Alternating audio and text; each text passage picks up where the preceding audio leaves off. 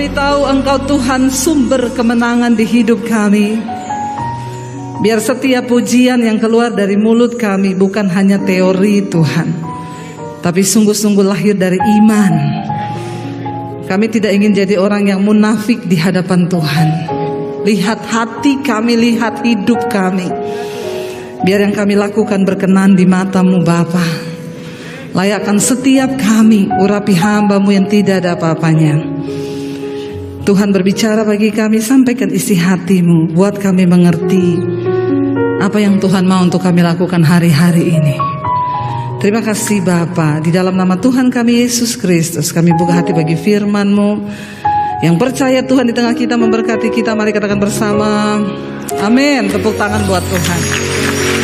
Silakan duduk Bapak Ibu yang terkasih. Shalom. Luar biasa ya, hari-hari ini kita tidak perlu takut berlebihan. Ya, dengan virus, dengan semua yang ada, ya. Kalau virus corona itu hanya berkuasa membunuh tubuh, tapi tidak berkuasa membunuh jiwa. Takutlah kepada Allah yang berkuasa membunuh tubuh dan jiwamu di dalam neraka. Ada virus-virus yang lebih mematikan yang dapat membawa kita kepada kematian kekal. Lebih bahaya dari corona, kepahitan. Amin. Amarah, kebencian, ya, yang masih hidup di dalam kepahitan, amarah. Suami istri tidak omongan, yang berantem. Tapi saya yakin di sini sudah tidak ada. Amin. Ya, berantem 5 menit cukup. Habis itu sudah berbaikan. Nggak usah lama-lama, ya. Yang namanya kematian itu kalau datang nggak usah ditakuti, saudara. Saudara mau sembunyi sampai kapan juga, ya. Kalau sudah waktunya mati, nggak usah tunggu kena corona. Kepleset di kamar mandi juga bisa. Nggak usah tunggu kena corona, ya. Tapi kalau belum waktunya mati, biar kena corona berkali-kali tidak. Contohnya saya ini sudah berkali-kali kena corona. Saya hidup berdampingan dengan corona. Tetapi belum waktunya Tuhan. Tapi kita jangan mencobai, tetapi jangan takut berlebihan. Banyak orang takut berlebihan hari-hari ini. Udah mulai percaya, udah mulai datang ke gereja. Omikron. Habis Omikron ada apa lagi? Ya, apa lagi kita nggak tahu. Tapi yang penting saudara, mari kita taruh iman kita pada Tuhan. Bilang, bagiku hidup Kristus, mati adalah keuntungan. Sehingga kapanpun Tuhan mau panggil, aku udah siap Tuhan. Karena itu selama diberi waktu hidup, hiduplah berdampak. Supaya waktu kita mati kita gak nyesel. Siapa yang udah siap mati? Tadi amin, amin, amin, amin. Begitu ditanya sudah siap mati, gak ada yang mau angkat tangan. Ya, saudara siap atau tidak? Saudara mau atau tidak? Kalau harinya datang, mati ya mati. Jadi daripada tidak siap, lebih baik. Siapa yang mau mempersiapkan diri? Yang udah angkat tangan ini pulang aja. Terus saudara mau ngapain di sini? Kita ini ikut Tuhan karena goal dari hidup kita yang akan datang itu kematian. Di dalam hidup ini ada 3 kematian. Yang pertama mati rohani. Yang kedua mati beneran. Napas kita berhenti. Yang ketiga mati kekal di neraka. Selama Tuhan masih kasih kita waktu, jangan sampai kita masih mati kekal di neraka. Mati beneran, semua pasti. Tinggal tunggu waktunya aja. Tapi pastikan rohanimu hidup hari ini, supaya engkau tidak mati kekal. Yang harus kita takuti itu mati kekal, bukan mati secara tubuh. Makanya selama diberi waktu, mari kita berdampak hidup ini. Saudara, Daud itu berkata, dia percaya kepada Allah. Waktu aku takut, aku percaya. Dan itu tidak gampang. Kenapa? Karena banyak orang Kristen berkata percaya pada Tuhan, tapi hanya sedikit yang berani mempercayakan hidupnya kepada Tuhan. Tidak semua orang percaya pada Tuhan itu mempercayakan hidupnya kepada Tuhan. Itu berbeda saudara. Nah, banyak orang pinter berteori. Kalau nyanyi itu hebat saudara, kayak tadi ya. Walau 1000 rebah di sisiku, Kau tetaplah Allah penolongku. Pret. Baru denger gini takut. Belum 1000 rebah, baru 2 yang rebah. Itu tetangga mati COVID loh. Makanya gak usah keluar-keluar rumah. Biar cuma di depan pintu, jangan. Nanti kamu kena virus mati. Hello saudara, hidup mati kita bukan di tangan corona. Ingat ya, saya selalu berkata, hidup mati kita di tangan Tuhan. Kalaupun ada yang mati karena corona, itu memang sudah waktu. Jangan mau dibolak-balikin iblis loh ya. Ini yang saya nggak suka saudara, orang Kristen itu ya. Baru kalau nyanyi di gereja, walau 10.000, lebih alay lagi kan. Rebah di kananku takkan ku goyah, sebab Yesus sertaku. Malaikat lihat saudara dari surga ini, pret banget lu. Nyanyi aja pinter saudara, nyanyi, tapi begitu datang udah ketakutan. Apa-apa takut. Kalau udah takut nyanyi, kiri kananku ada Tuhan, sekelilingku ada Tuhan. Kalau orang takut nyanyinya, kiri kananku ada virus, sekelilingku ada Omikron. Jangan saudara, mari kita kembali kepada iman yang murni. Daud menuliskan banyak mazmur, termasuk yang saudara nyanyikan tadi. Yesus memegangku dengan tangan kananmu, Yesus memberiku kemenangan. Kenapa lagu itu hidup? Kenapa mazmur itu hidup waktu kita nyanyikan? Iman itu bangkit karena itu keluar dari perkataan orang yang mengalami kesusahan. Kalau saudara mau hidupmu berdampak, makanya saudara harus susah. Nggak ada yang amin. Ya, makanya saudara harus mengalami. Bagaimana Daud mau dibunuh sama Saul cuma gara-gara iri hati. Saul itu iri lihat Daud dipuji-puji ketika dia membunuh Goliat. Dia merasa Daud pahlawan, diangkat sama Saul menjadi prajurit, menjadi panglima perang. Daud memenangkan banyak pertempuran. Lalu Alkitab berkata Daud dieluk-elukan, termasuk para gadis-gadis cantik mengeluk-elukan Daud. Saul iri. Dalam hidup ini banyak orang akan iri dengan kita. Ya, inilah hidup. Engkau susah diomongin, engkau senang juga. Makanya tidak usah dengar omongan orang. Amin. Ya, kita susah diomongin, senang diomongin juga. Lalu saudara, Daud mau dibunuh sama Saul. Orang yang pertama didatangi Daud ketika dia tahu Saul mau bunuh dia adalah siapa? Jonatan, anaknya Saul.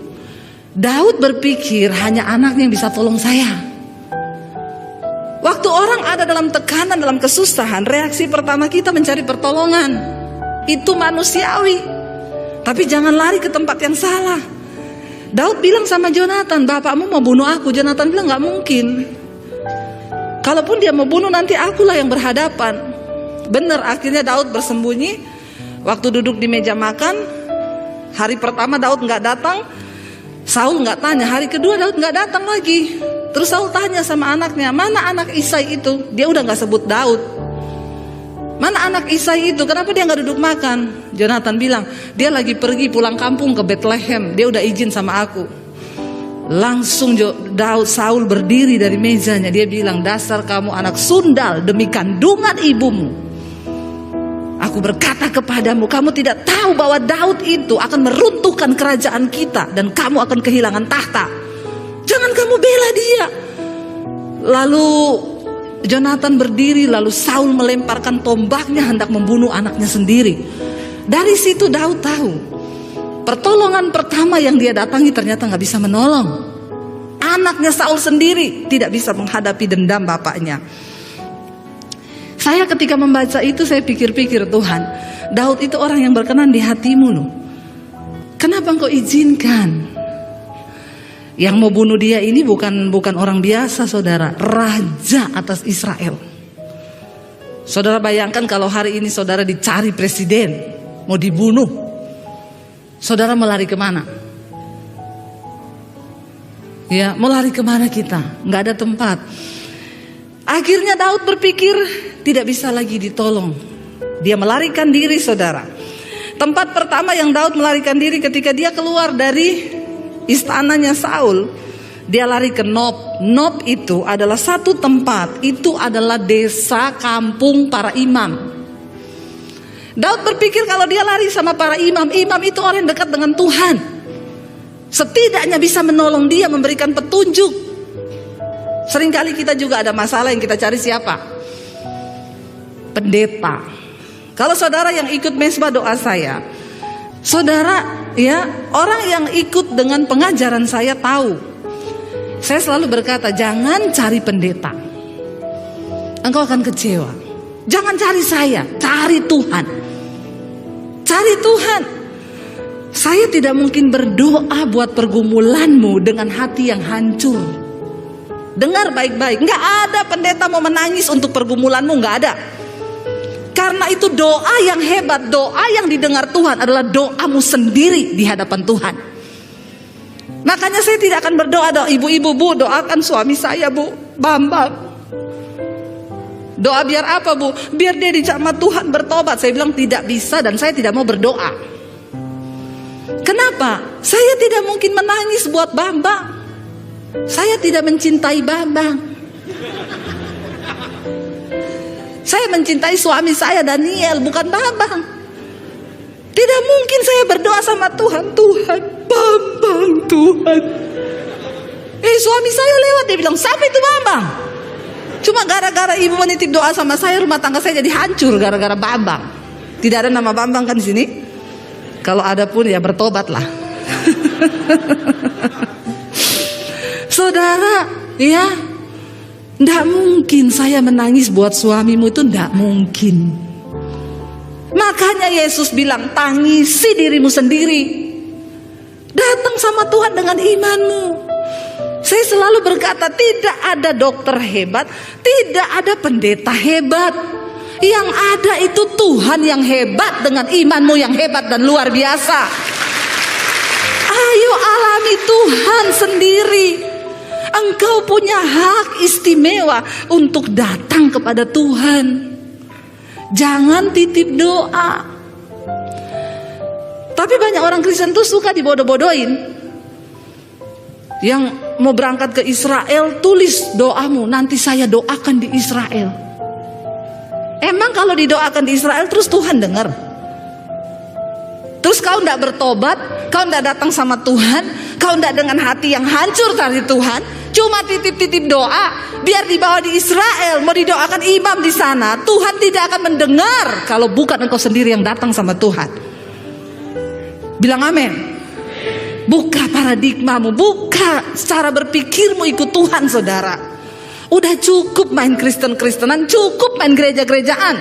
Kita ada di hari-hari yang terakhir. Masa demi masa kita lihat di depan mata ada krisis yang menanti. Dunia tidak akan semakin baik. Alkitab berkata akan datang masa yang sukar.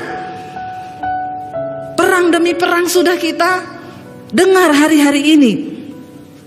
Ayo kita mempersiapkan iman yang benar. Datang pada Tuhan secara pribadi. Jangan titip doa. Saya selalu berkata jangan titip doa. Saya bukan, kadang-kadang suka reseh ya lihat orang Kristen. WA, bu, titip doa ya, 1. Usaha suami diberkati, keluarga diberkati. 2, anak mau skripsi biar masa depannya lancar, dapat pekerjaan. 3, saya ketawa lihat kayak begini. Dia kira saya pendeta apaan. Tidak ada makelar masuk surga, saudara. Nggak pakai makelar. Ketika seorang perempuan pendarahan 12 tahun mendengar tentang Yesus, imannya timbul. Waktu imannya timbul, dia dengar Yesus berjalan melewati kotanya. Apa yang dia lakukan? Dia ini sudah menghabiskan harta untuk berobat selama 12 tahun pendarahan. Saudara bisa membayangkan 12 tahun pendarahan. Itu waktu yang singkat atau lama? Lama, kalau kredit rumah sudah lunas. Lama 12 tahun. Ketika dia mendengar tentang Yesus, dia mendengar tentang kabar baik bahwa Yesus menyembuhkan, Yesus juru selamat. Lalu dia dengar Yesus lewat di kotanya. Dia datang menghampiri kerumunan orang banyak. Perhatikan saudara, perempuan itu dengan iman berkata, asal ku jamah jubahnya, aku pasti sembuh. Tiba-tiba dia menjamah jubah Yesus di tengah kerumunan ribuan orang. Tiba-tiba Yesus berhenti. Yesus tanya kepada murid-muridnya, siapa yang menjamah aku?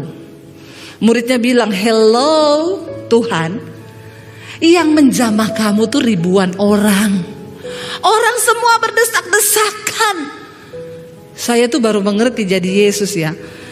Gak usah jadi Yesus, saya saudara.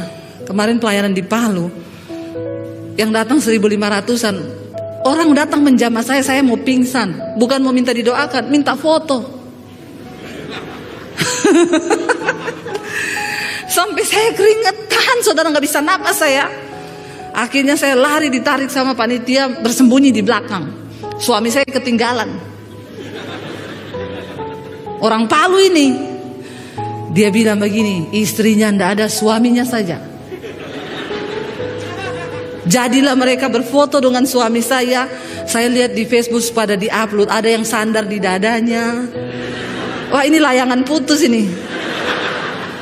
Bahaya ini. Di sini tidak ya. Jangan ada yang foto dengan suami saya berdua. Tapi saya yakin orang Surabaya itu lebih kalem. Insya Allah. Saudara, akhirnya Yesus bilang, siapa yang jamah saya? Muridnya bilang, hello Tuhan, yang jamah kamu tuh ribuan orang. Semua orang berdesak-desakan ikut kamu, dan engkau bertanya siapa yang jamah engkau. Yesus bilang begini, yang ini dia menjamahnya beda, karena ada kuasa yang keluar dari diriku. Wow, saudara lihat imannya. Yesus bahkan tidak mendoakan dia tumpang tangan. Dia nggak cerita, Yesus aku pendarahan 12 tahun, tolong doakan tumpang tangan aku. Enggak. Dia datang sendiri dengan iman yang hidup menghampiri Tuhan. Asalku jamah jubahnya, aku sembuh. Dengan iman yang hidup itu dia jamah jubah Yesus. Alkitab berkata, ada kuasa yang keluar dari diri Yesus. Yesus bilang sama muridnya, semua orang menjamah aku, tapi cuma satu yang membuat kuasa keluar dari diriku. Perempuan yang merasa dia sudah sembuh saat itu dan dia menjadi takut mendengar Yesus ngomong gitu, dia angkat tangan, aku Tuhan, aku pendarahan 12 tahun dan aku menjamah cuma dengan berkata, asalku jamah jubahmu, aku pasti sembuh. Saudara, ini gambaran orang Kristen hari-hari ini yang ngaku ikut Yesus, percaya Yesus, banyak, ribuan orang, semua datang ke gereja hari Minggu. Tapi yang mengalami kuasa Tuhan cuma sedikit. Hanya mereka yang mau sungguh-sungguh datang dengan iman yang hidup dan percaya bahwa kalau aku ketemu Tuhan, aku akan mengalami kuasa Tuhan. Ayo hidupkan imanmu. Terlalu rugi. Kita punya waktu hidup di dunia tidak banyak. Sayang, di waktu yang singkat kita habiskan hidup dengan menghabiskan kekuatan, stres, depresi, tertekan, dan imanmu mati. Saya sudah mendengar banyak kesaksian orang-orang yang tadinya hampir bunuh diri. Dia bilang, lalu saya dengar khotbah ibu, saya mulai mendengar firman, saya mulai tangkap firman itu, saya hidupi dan saya imani. Nggak jadi bunuh diri, Bu. Bahkan hutang, ekonomi, keluarga, Tuhan pulihkan semuanya. Dan dia mau melakukan hari-hari ini buat saudara. Saya bukan cuma berteori, saya mengalami Tuhan. Awal pandemi, kita sudah mau jual rumah Jakarta, pulang ke Solo. Saya bilang sama suami saya, kita nggak tahu keadaan ke depan. Yang terburuk, kita jual rumah Jakarta, kita pulang ke Solo. Bersyukur masih ada yang bisa dijual. Dulu nggak ada yang bisa dijual. Saya tidak punya simpenan, ya, nggak punya emas batangan. Saya punya emas satu tuh, Mas Daniel, 70 kilo. Sekarang berapa saya? 80 ya, naik 10 kilo. Tapi kalau emas batangan makin naik makin mahal. Kalau ini tidak, makin naik makin turun harga. Mas Joko, Mas Bambang itu turun harga itu. Ya, tidak ada yang bisa saya jual dulu. Sekarang saya bilang, kalau kita nggak bisa apa-apa, kita bisa jual rumah. Ada rumah yang bisa kita jual. Tapi saya bilang sama suami saya, Tuhan yang menolong kita di masa yang lalu, Dia juga sanggup menolong kita hari ini. Kenapa? Karena keadaan bisa berubah, tapi Tuhan tidak pernah berubah. Kuasanya tidak pernah berubah, mujizatnya tidak pernah berubah. Dari ribuan tahun yang lalu sampai hari ini Dia masih bisa melakukan itu. Saya cuma taruh iman. Dan saya mau bersaksi sama saudara, benar, kita gak jadi jual rumah, malah beli rumah, bangun studio. Maret ini saya peresmian studio. Apa yang Tuhan buat itu luar biasa. Bukan cuma Atta Halilintar bangun studio, Debbie Basir TV juga bangun studio. Tuhan ajaib, Dia sanggup membalikan keadaan.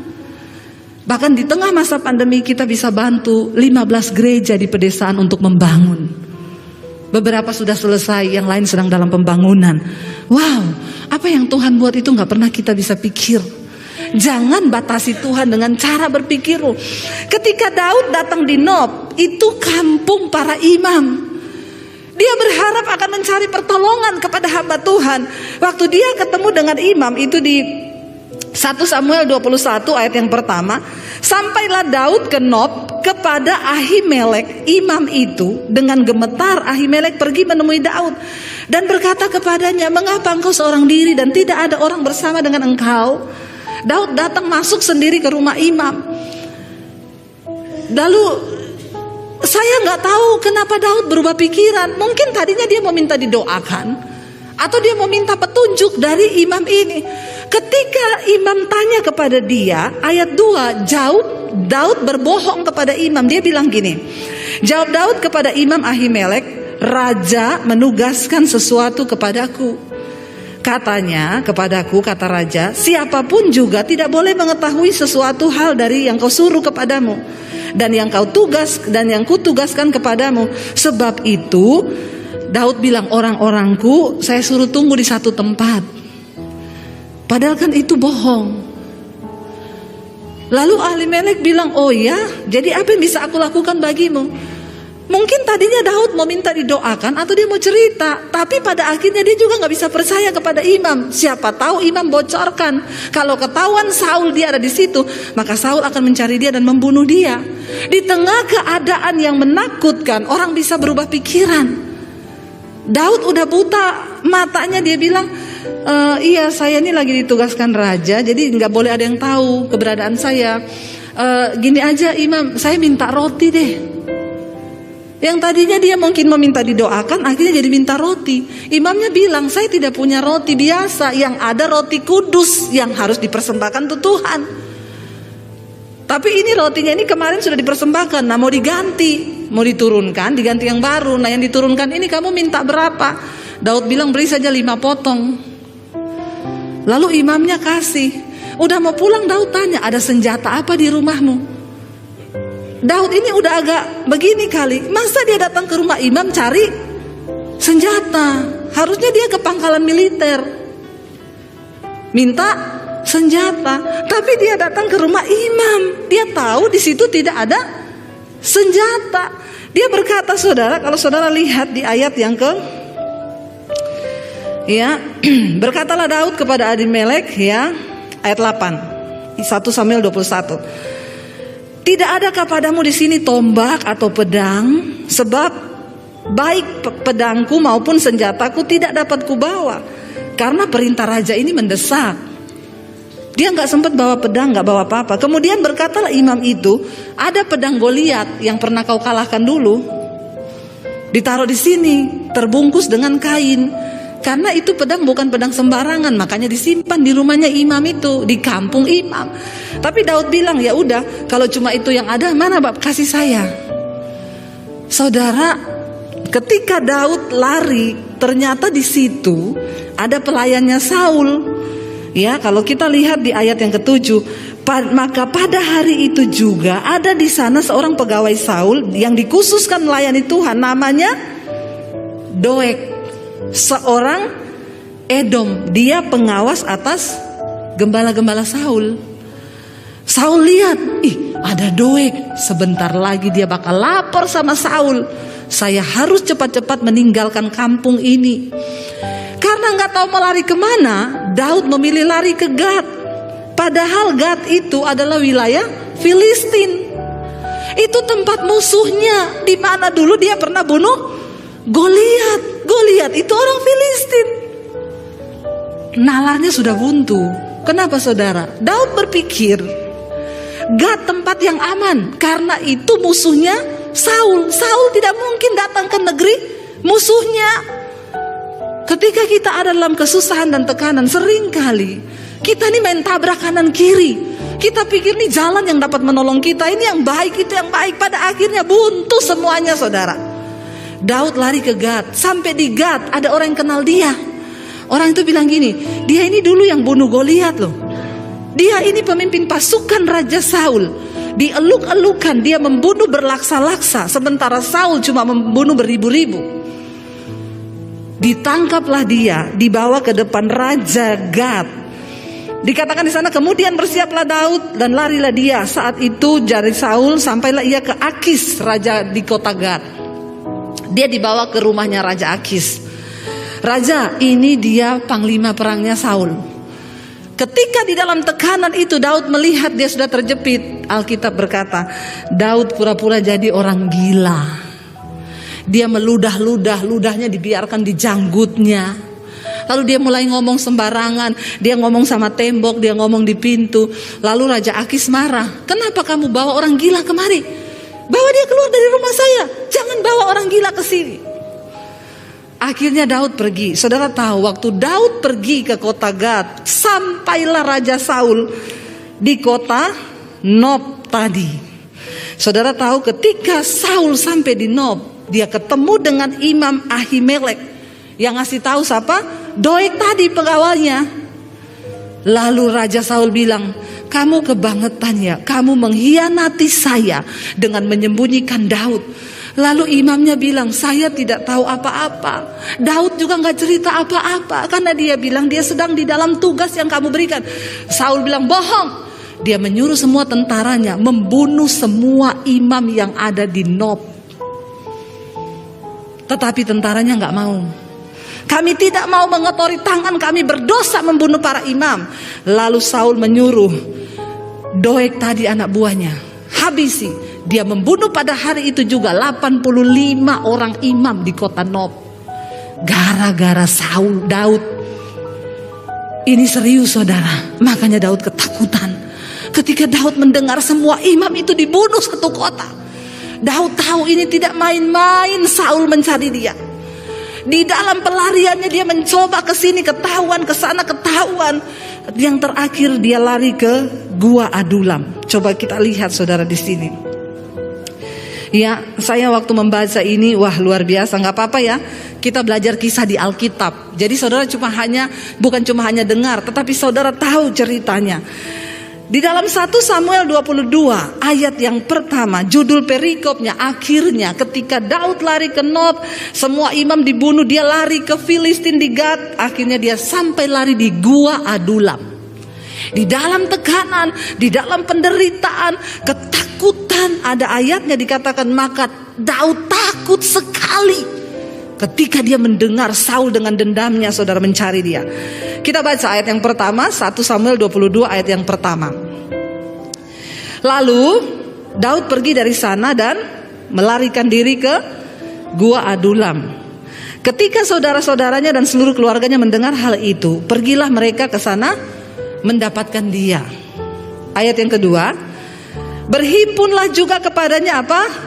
Setiap orang yang dalam kesukaran, setiap orang yang dikejar-kejar piutang, datang sama dia di situ. Setiap orang yang sakit hati, maka ia menjadi pemimpin mereka. Bersama-sama dengan dia ada berapa? 400 orang. Saudara bisa bayangkan. Saya yakin pergumulan hidupmu yang kau hadapi hari ini tidak seberat Daud. Dia mau dibunuh Raja Israel. Dia lari sembunyi di gua. Saudaranya tahu, datang sama dia. Daud ini harus menyelesaikan masalahnya sendiri. Keluarganya datang. Ya, ini kan berarti nambah masalah kan? Orang tuanya datang, keluarganya datang. Bukan cuma itu saudara, dikatakan berhimpunlah juga kepada dia di dalam gua itu orang-orang yang dalam kesukaran. Karena dikejar-kejar debt collector. Saudara, orang dikejar debt collector itu, siapa di sini yang pernah dikejar debt collector? Nggak usah malu. Itu kesaksian loh. Nggak ada yang dikejar debt collector sini? Enggak bu, cuma utang online. Pinjol. Ya, Bapak pernah ya? Saya pernah Pak, dikejar debt collector Pak. Pernah saya bukan tidak pernah. Ya pernah, karena memang sudah nggak bisa bayar cicilan rumah. Saya gesek kredit card untuk bisa bayar rumah. Saya gesek tunai. Bunga berbunga, nggak ada uang untuk bisa bayar. Semuanya berhenti, mandek, rumah saya terancam ditarik, bahkan utang kredit card semakin bertumpuk. Debt collector datang di rumah teriakin saya, "Hei, pendeta nggak tahu malu nggak bayar utang." Saya cuma bilang, saya bukan nggak mau bayar, saya mau bayar. Tapi memang saya lagi kesulitan keuangan. Nggak usah bilang begitu.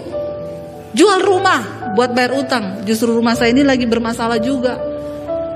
Nggak cukup sampai di situ. Dia hubungi semua gereja yang undang saya.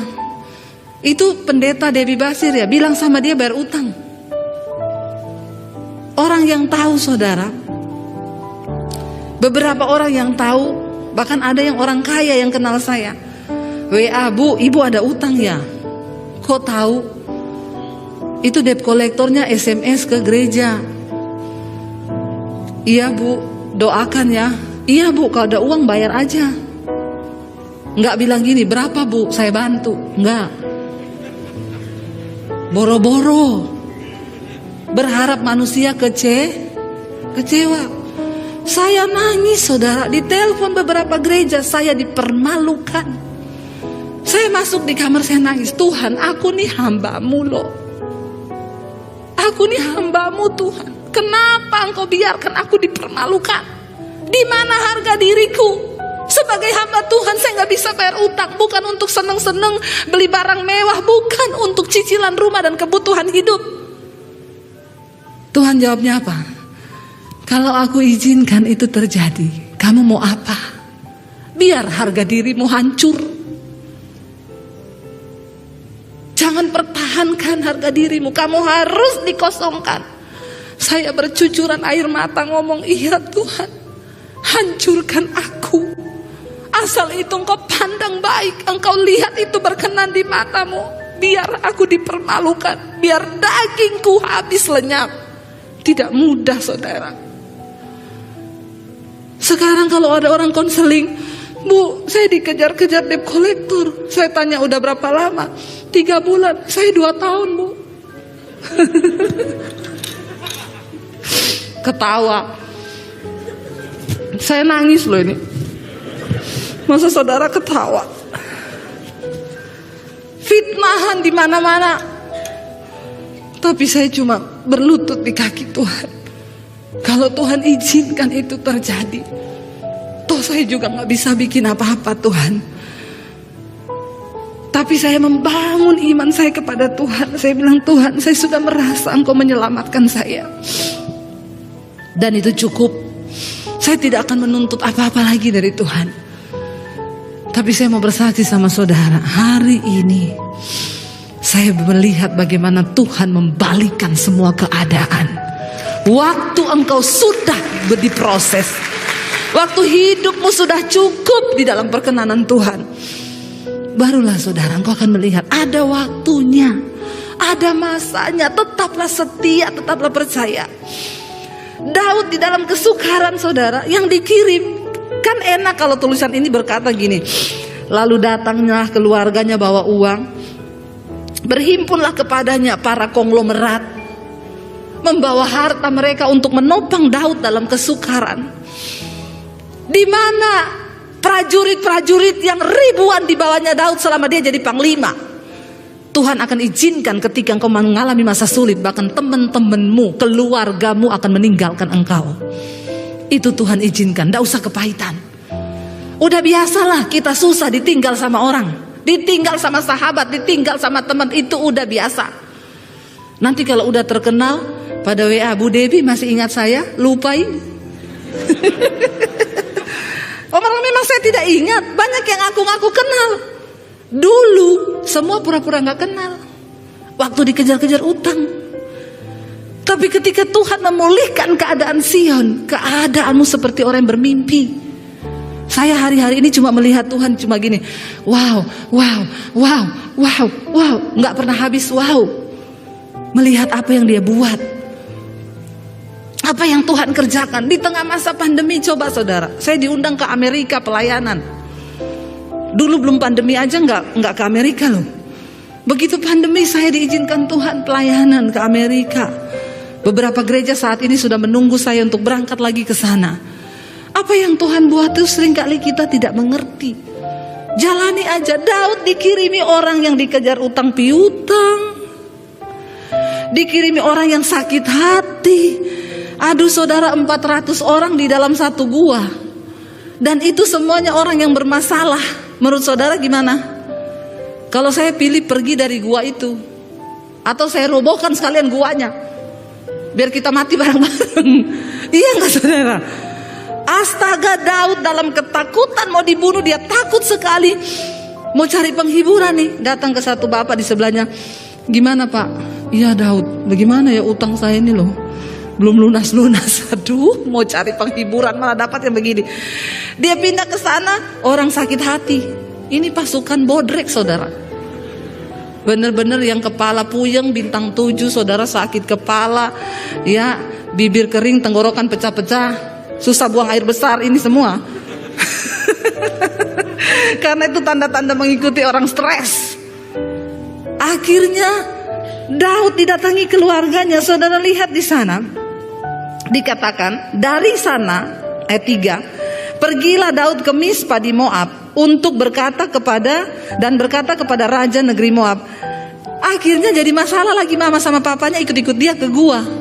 Akhirnya Daud harus pergi antar lagi mama papanya ke Mispa. Dia bilang sama raja Moab, aku titip ya ayahku dan ibuku tinggal padamu, sampai aku tahu apa yang akan dilakukan Allah kepadaku. Akhirnya dia tidak lari lagi mencari orang. Dia nggak lari lagi ke Yonatan, dia tidak lari lagi ke imam, dia tidak lagi lari ke Filistin. Dia berdiam di dalam gua. Dia bilang, sampai aku tahu apa yang akan dilakukan Tuhan atasku. Saudara, di tengah semua pergumulan yang kau hadapi, tanya sama Tuhan, apa yang engkau mau lakukan bagiku Tuhan? Apa rencanamu di balik semuanya ini? Nggak usah tanya kenapa. Kebanyakan nanya kenapa, saudara. Lebih baik bilang, Tuhan, apa yang engkau mau dari hidupku? Apa yang engkau mau lakukan bagiku? Lakukan Tuhan. Sebab aku percaya yang terbaik bagi hidupku itu adalah kehendak-Mu. Enggak usah sok tahu. Tuhan maha tahu, kita ini kadang sok tahu. Daud bilang kepada, ya, di Mispa dia bertemu dengan raja negeri Moab, izinkan ayah dan ibuku tinggal padamu sampai aku tahu apa yang dilakukan Allah padaku. Lalu diantarkannyalah mereka kepada raja negeri Moab, dan mereka tinggal bersama-sama dia selama Daud dalam kubu di gunung. Tetapi Gad, nabi itu berkata kepada Daud, janganlah tinggal di kubu gunung itu, pergilah dan pulanglah ke tanah Yehuda. Lalu pergilah Daud dan masuk ke hutan Keret. Saudara, kita tahu bersama 400 orang yang bersama-sama dengan Daud, akhirnya mereka menjadi prajurit-prajurit yang hebat dan luar biasa. Kenapa? Karena Daud menanti apa yang akan Tuhan lakukan. Jangan salah bergaul, saudara. ketika engkau lagi ada dalam masalah, jangan salah bergaul dengan orang yang tidak mengerti dengan kehendak Tuhan. Karena dalam hidup ini banyak orang yang percaya Tuhan tapi gak mau ngikut kehendak Tuhan. Saya cerita sama teman pelayanan loh. Saya sama suami saya tanya sama seorang teman pelayanan, kehendak Tuhan buat hidupmu apa? Jawabannya apa? Nggak usah ngomong-ngomong kehendak Tuhan lah, pokoknya jalani aja apa yang ada sekarang. Ngeri loh, itu pelayan Tuhan. Selama kita diberi hidup di dunia ini, mari kita mengejar apa yang menjadi kehendak Tuhan atas hidup kita. Berjalan di dalam panggilan yang Tuhan beri, saudara. 400 orang mengikuti Daud karena mereka tahu Daud adalah orang yang melekat dengan Tuhan dan memiliki visi besar bersama dengan Tuhan. Ini yang benar-benar jadi sahabat yang mengikuti ketika dalam kesukaran. Kalau waktu kita sudah diberkati, kita sudah terkenal, orang mau ngikut, itu palsu. Tapi ketika kita susah, ada yang mengikuti kita dari masih kita susah, itu sahabat sejati, saudara. Karena dia tahu benar siapa kita. Saudara, Daud berkata, sampai aku tahu apa yang akan dilakukan Tuhan terhadap aku. Dia tidak ngomong gini, nanti ya saya beresin dulu nih. Pokoknya kalau Saul sudah beres, saya jemput mama papa saya. Tidak. Sampai aku tahu apa yang akan Tuhan lakukan atas hidupku. Saudara, sudahkah engkau tahu apa yang akan Tuhan lakukan atas hidupmu hari ini? Kalau belum, bertanyalah, Tuhan, apa yang engkau mau dari hidupku? Apa yang engkau mau, Tuhan? Beritahukan kepadaku. Aku tidak ingin hidup jadi Kristen yang seperti ini terus. Apa yang Tuhan mau, beritahukan. Dan aku mau menjalani setiap proses itu, supaya aku berkenan. Orang yang berkenan di hadapan Tuhan adalah orang yang diproses oleh Tuhan. Dan dia membuktikan kemurnian imannya dengan dia terus hidup berkenan kepada Tuhan. Saudara, kita tidak akan pernah mungkin berkenan kalau kita gak mau diproses. Hari ini, kalau engkau sedang ada di dalam proses Tuhan, jalani, syukuri. Karena hidup ini bukan cuma tentang yang enak. Ikut Tuhan itu bukan cuma tentang mujizat. Ikut Tuhan itu bukan cuma tentang kau dilepaskan dari masalah. Ikut Tuhan bicara tentang bayar harga. Dibentuk, sakit, menderita, dagingmu dihabisi, baru engkau bisa berkenan di hadapan Tuhan. Saya berdoa hari ini kalau ada saudara yang belum diproses, biar diproses sama Tuhan. Bilang amin. Bilang, proses aku Tuhan, itu baik. Daud bilang, aku menderita, aku tertekan, itu baik bagiku, supaya aku belajar ketetapan Tuhan. Makanya dia bilang begini, saudara, waktu aku takut, aku percaya. Coba kita buka tadi Mazmur 56. Ya, ini yang Daud katakan ketika dia berada di Gad, lalu dia ditangkap, saudara, oleh tentara Filistin. Judul perikopnya di sana, kepercayaan kepada Allah dalam kesusahan. Dikatakan di sana ayat yang pertama, untuk pemimpin biduan menurut lagu merpati di pohon-pohon tarbantin yang jauh. Miktam dari siapa? Daud ketika orang Filistin menangkap dia di Gad. Daud menulis Mazmur ini saat dia ditangkap. Dia bilang apa?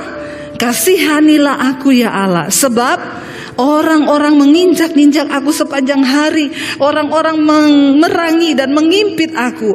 Seteru-seteruku menginjak-injak aku sepanjang hari. Bahkan banyak orang memerangi aku dengan sombong. Waktu aku takut, aku ini percaya kepadamu. Ayat 5, kepada Allah yang firman-Nya kupuji, kepada Allah aku percaya, aku tidak takut. Apakah yang dapat dilakukan manusia terhadap aku? Waktu dia ditangkap oleh tentara Gad, itu istilahnya nyawanya di ujung tanduk. Tapi dia memilih untuk meneguhkan hati dan berkata, waktu aku takut, aku percaya. Saya undang para imam musik, saudara. Hari ini mari kita mau membangkitkan iman kita di hadapan Tuhan, saudara. Biar kita mau berkata, Tuhan, mungkin hari ini kami takut, tapi kami memilih untuk percaya. Mari kita mau berkata kepada Tuhan hari ini, Kaulah Tuhan yang berjanji. Dan ketika Engkau berjanji, tidak sedikit pun Engkau ingkari janji-Mu, Tuhan. Kami percaya itu, Bapa, karena janji-Mu itu teruji, firman-Mu itu terbukti. Mari kita bangkit berdiri bersama, saudara.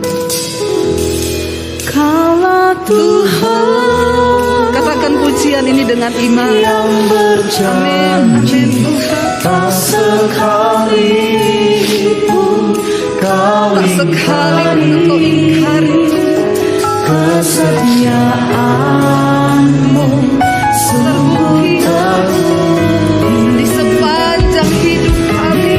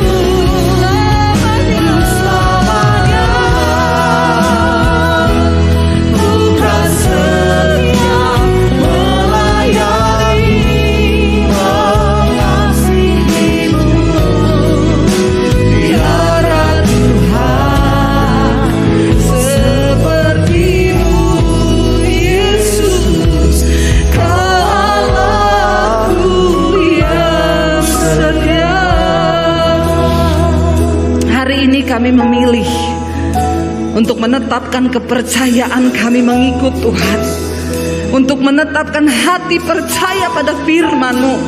Sebab Engkau Tuhan yang berjanji, tidak pernah Engkau ingkari janji-Mu, Bapa. Ajar kami terus setia dalam segala keadaan. Tuhan, Engkau melihat anak-anak-Mu, mereka yang sedang ada dalam masalah keuangan, masalah kesehatan, masalah rumah tangga. Kami tahu tidak ada satupun yang luput dari pandangan Tuhan. Tapi biar hari ini kami berkata, beritahukan kepada kami apa yang harus kami lakukan, Tuhan. Apa yang Engkau mau dari hidup kami, supaya kami sungguh-sungguh mempersembahkan hidup yang berkenan di hadapan Tuhan.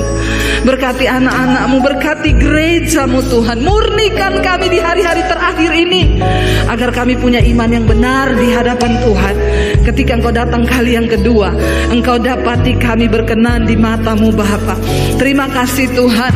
Terima kasih Yesus. Segala pujian, hormat, kemuliaan hanya bagi Engkau. Dalam nama Yesus, mari katakan bersama, amin.